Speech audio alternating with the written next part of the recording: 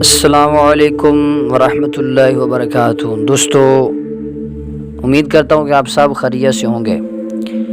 تو آج آپ کے ساتھ بہت اہم واقعہ شیئر کرنے جا رہے ہیں۔ 70,000 مردے زندہ ہو گئے۔ 70,000 مردے زندہ ہوئے۔ کیسے زندہ ہوئے یہ ہم جانیں گے انشاءاللہ اس واقعے میں۔ تو اس سے پہلے درخواست ہے کہ اگر آپ ہمارے چینل پر نئے ہیں تو پلیز سبسکرائب کر دیں اور لائک بھی کر دیں، اور ساتھ میں گھنٹی والے بٹن کو دبا دیں تاکہ ہماری ہر آنے والی ویڈیو جو ہے وہ سب سے پہلے آپ تک پہنچ جائے۔ تو واقعہ سناتے ہیں، شروع کرتے ہیں۔ یہ حضرت حزقیل علیہ السلام کی قوم کا ایک بہت ہی بڑا عبرت خیز اور انتہائی نصیحت آموز واقعہ ہے، جس کو خداوند قدوس نے قرآن مجید کی سورۃ بقرہ میں بیان فرمایا ہے۔ حضرت حزقیل علیہ السلام کون تھے؟ یہ حضرت موسیٰ علیہ السلام کے تیسرے خلیفہ ہیں جو منصب نبوت پر سرفراز کیے گئے۔ حضرت موسیٰ علیہ السلام کی وفات اقدس کے بعد آپ کے خلیفہ اول حضرت یوشع بن نون علیہ السلام ہوئے، جن کو اللہ تعالیٰ نے نبوت عطا فرمائی۔ ان کے بعد حضرت کالب بن یحنہ علیہ السلام حضرت موسیٰ علیہ السلام کی خلافت سے سرفراز ہو کر مرتبہ نبوت پر فائز ہوئے۔ پھر ان کے بعد حضرت حزقیل علیہ السلام حضرت موسیٰ علیہ السلام کے جانشین اور نبی ہوئے۔ حضرت حزقیل علیہ السلام کا لقب ابن العجوز، بڑھیا کے بیٹے ہے، اور آپ ذوالکفل بھی کہلاتے ہیں۔ ابن العجوز کہلانے کی وجہ یہ ہے کہ اس وقت پیدا ہوئے تھے جب ان کی والدہ ماجدہ بہت بوڑھی ہو چکی تھیں، اور آپ کا لقب ذوالکفل اس لیے ہوا کہ آپ نے اپنی کفالت میں لے کر 70 انبیاء کرام کو قتل سے بچا لیا تھا، جن کے قتل پر یہودی قوم آمادہ ہو گئی تھی۔ پھر یہ خود بھی خدا کے فضل و کرم سے یہودیوں کی تلوار سے بچ گئے اور برسوں زندہ رہ کر اپنی قوم کو ہدایت فرماتے رہے۔ یہ معلومات تفسیر ساوی میں موجود ہے۔ حضرت کا واقعہ اس طرح ہے، مردوں کا زندہ ہو جانے کا واقعہ، کہ بنی اسرائیل کی ایک جماعت جو حضرت حزقیل علیہ السلام کے شہر میں رہتی تھی، شہر میں طاعون کی وبا پھیل جانے سے ان لوگوں پر موت کا خوف سوار ہو گیا، اور یہ لوگ موت کے ڈر سے سب کے سب شہر چھوڑ کر ایک جنگل میں بھاگ گئے اور وہیں رہنے لگے۔ تو اللہ تعالیٰ کو ان لوگوں کی یہ حرکت بہت زیادہ ناپسند ہوئی، چنانچہ اللہ تعالیٰ نے ایک عذاب کے فرشتے کو اس جنگل میں بھیج دیا، جس نے ایک پہاڑ کی آڑ میں چھپ کر اور چیخ مار کر بلند آواز سے یہ کہہ دیا، موتو، یعنی تم سب مر جاؤ۔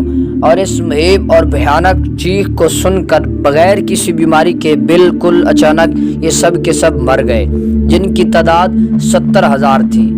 ان مردوں کی تعداد اس قدر زیادہ تھی کہ لوگ ان کے کفن و دفن کا کوئی انتظام نہیں کر سکے، اور مردوں کی لاشیں کھلے میدان میں بے گور و کفن 8 دن تک پڑی سڑنے لگی، اور بے انتہا تعفن اور بدبو سے پورے جنگل بلکہ ان کے اطراف میں بدبو پیدا ہو گئی۔ کچھ لوگوں نے ان لاشوں پر رحم کر کے چاروں طرف سے دیوار اٹھا دی کہ یہ لاشیں درندوں سے محفوظ رہیں۔ کچھ دنوں کے بعد حضرت حزقیل علیہ السلام کا اس جنگل میں ان لاشوں کے پاس گزر ہوا تو اپنی قوم کے 70,000 انسانوں کی اس موت ناگہانی اور بے گور و کفن لاشوں کی فراوانی دیکھ کر رنج و غم سے ان کا دل بھر گیا۔ آپ دیدہ ہو گئے اور باری تعالیٰ کے دربار میں دکھ بھرے دل سے گڑ گڑا کر دعا مانگنے لگے کہ یا اللہ، یہ میری قوم کے افراد تھے جو اپنی نادانی سے یہ غلطی کر بیٹھے کہ موت کے ڈر سے شہر چھوڑ کر جنگل میں آ گئے۔ یہ سب میرے شہر کے باشندے ہیں اور ان لوگوں سے مجھے انس تھا، اور یہ لوگ میرے دکھ سکھ کے شریک تھے۔ افسوس کہ میری قوم ہلاک ہو گئی اور میں بالکل اکیلا رہ گیا۔ اے میرے رب، یہ وہ قوم تھی جو تیری حمد کرتی تھی، تیری توحید کا اعلان کرتی تھی اور تیری کبریائی کا خطبہ پڑھتی تھی۔ آپ بڑے سوز و دل کے ساتھ دعا میں مشغول تھے۔ اچانک آپ پر یہ وحی اتر پڑی کہ اے حزقیل علیہ السلام، آپ ان بکھری ہوئی ہڈیوں سے فرما دیجئے، اے ہڈیو بے شک اللہ تعالیٰ تم کو حکم فرماتا ہے کہ تم اکٹھا ہو جاؤ۔ یہ سن کر بکھری ہوئی ہڈیوں میں حرکت پیدا ہوئی اور ہر آدمی کی ہڈیاں جمع ہو کر ہڈیوں کے ڈھانچے بن گئے۔ پھر یہ وحی آئی کہ اے حزقیل علیہ السلام آپ فرما دیجئے کہ اے ہڈیو تم کو اللہ کا یہ حکم ہے کہ تم گوشت پہن لو۔ یہ کلام سنتے ہی فوراً ہڈیوں کے ڈھانچوں پر گوشت پوست چڑھ گئے۔ پھر تیسری بار یہی وحی نازل ہوئی، اے حزقیل آپ یہ فرما دو اے مردو خدا کے حکم سے تم سب اٹھ کر کھڑے ہو جاؤ۔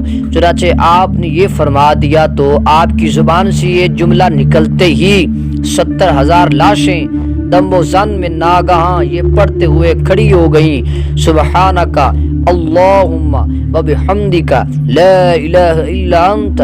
پھر یہ سب لوگ جنگل سے روانہ ہو کر اپنے شہر آ کر دوبارہ آباد ہو گئے اور اپنی عمروں کی مدت بھر زندہ رہے۔ لیکن ان لوگوں پر اس موت کا اتنا نشان باقی رہ گیا، ان کی اولاد کے جسموں سے سڑی ہوئی لاش کی بدبو برابر آتی رہی، اور یہ لوگ جو کپڑا بھی پہنتے تھے وہ کفن کی صورت میں ہو جاتا، اور قبر میں جس طرح کفن میلا ہو جاتا تھا اسی ہی میلا پن ان کے کپڑوں پر نمودار ہو جاتا۔ چنانچہ یہ اثرات آج تک ان یہودیوں میں پائے جاتے ہیں جو ان کی نسل سے باقی رہ گئے۔ تفسیر روح البیان، یہ بھی سورۃ البقرہ میں ہے اور تفسیر روح البیان میں ہے۔ تو اس کا مختصر سا واقعہ جو قرآن پاک میں اشارہ ہوا کہ اے محبوب کیا تم نے نہ دیکھا تھا کہ انہیں جو اپنے گھروں سے نکلے اور وہ ہزاروں تھے موت کے ڈر سے، تو اللہ تعالیٰ نے ان سے فرمایا مر جاؤ، پھر انہیں زندہ فرما دیا۔ بے شک اللہ لوگوں پر فضل کرنے والا ہے مگر اکثر لوگ ناشکرے ہیں۔ تو درس ہدایت یہ ہے کہ آدمی موت کے ڈر سے بھاگ کر اپنی جان نہیں بچا سکتا، لہٰذا موت سے بھاگنا بالکل ہی بیکار ہے۔ اللہ تعالیٰ نے جو موت مقدر فرما دی ہے وہ اپنے وقت پر ضرور آئے گی، نہ ایک سیکنڈ اپنے وقت سے پہلے آ سکتی ہے نہ ایک سیکنڈ بعد آئے گی۔ لہٰذا بندوں کو لازم ہے کہ رضائے الہی پر راضی ہو کر صابر اور شاکر رہیں، خواہ کتنی ہی وبا پھیلے یا گمسان کارن پڑے، اطمینان اور سکون کا دامن اپنے ہاتھ سے نہ چھوڑیں، اور یہ یقین رکھیں جب تک میری موت نہیں آتی مجھے کوئی نہیں مار سکتا اور نہ میں مر سکتا ہوں۔ جب میری موت آ جائے گی تو میں کچھ بھی کروں، کہیں بھی چلا جاؤں، بھاگ جاؤں یا ڈٹ کر کھڑا رہوں، میں کسی حال میں بچ نہیں سکتا۔